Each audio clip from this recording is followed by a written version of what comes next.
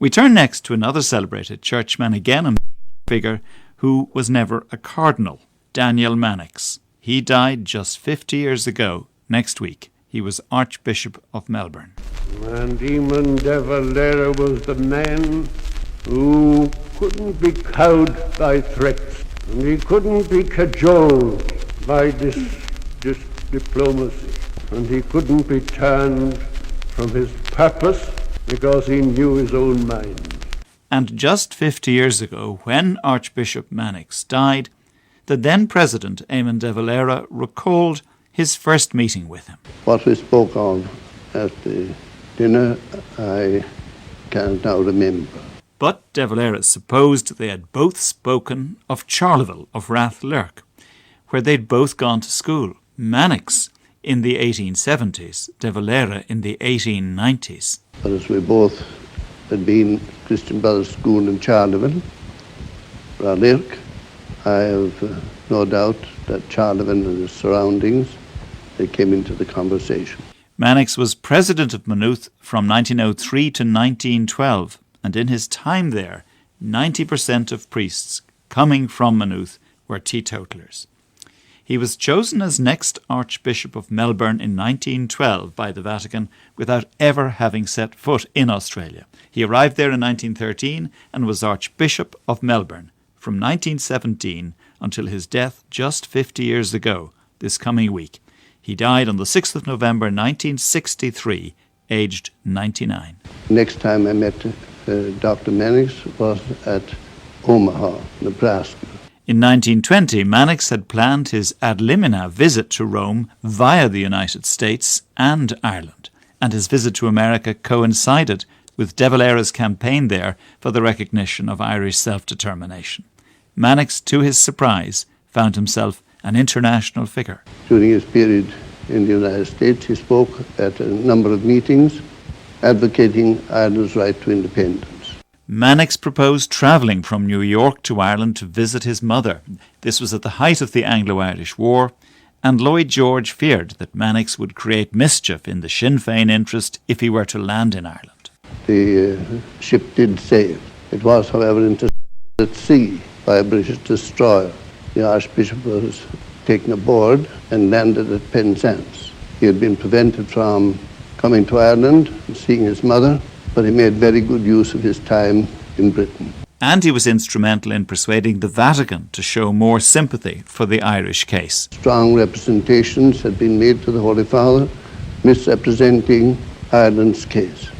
The supposed condemnation of our struggle here did not come. And instead, I think later, the Holy Father made a gift to our suffering people here. The next meeting with Archbishop Mannix was at Rome in 1925. He was coming, leading an Australian pilgrimage. I went out to Rome to give him firsthand an account of the conditions here.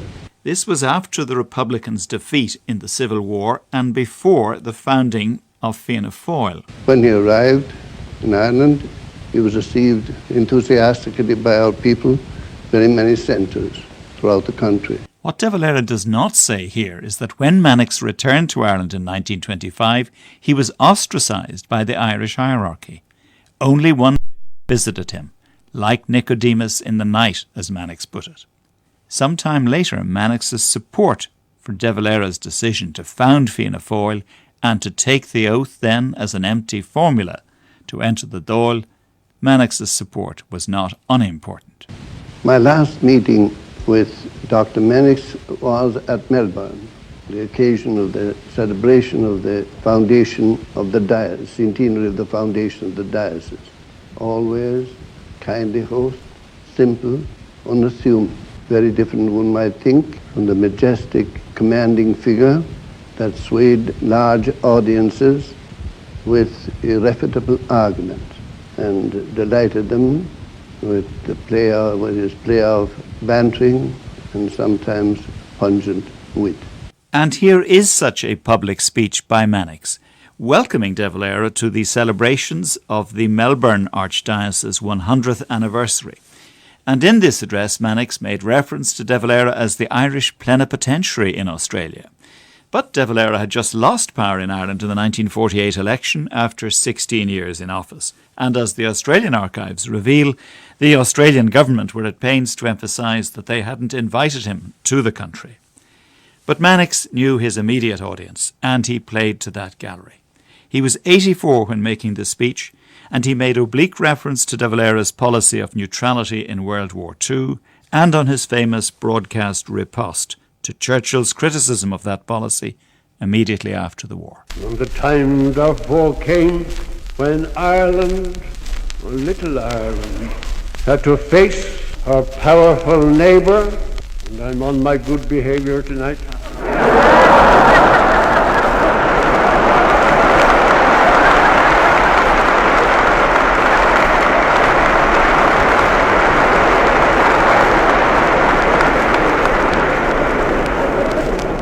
I followed the example of Mr. De Valera on a historic occasion when he gave a historic answer to Mr. Churchill.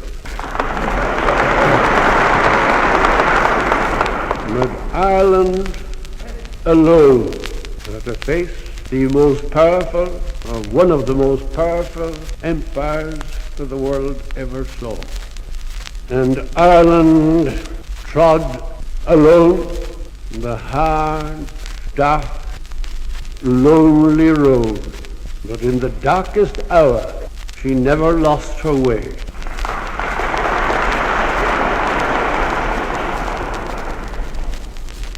Irish patriots died pointing still to the dawn.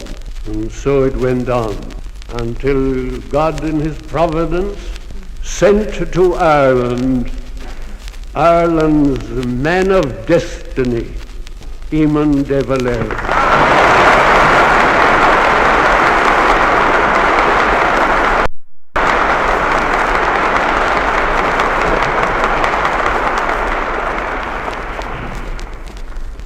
And the evening concluded with a song from the Irish ambassador's wife, Mrs. T.J. Kiernan, better known as Delia Murphy. Mellow, the moonlight to shine is beginning.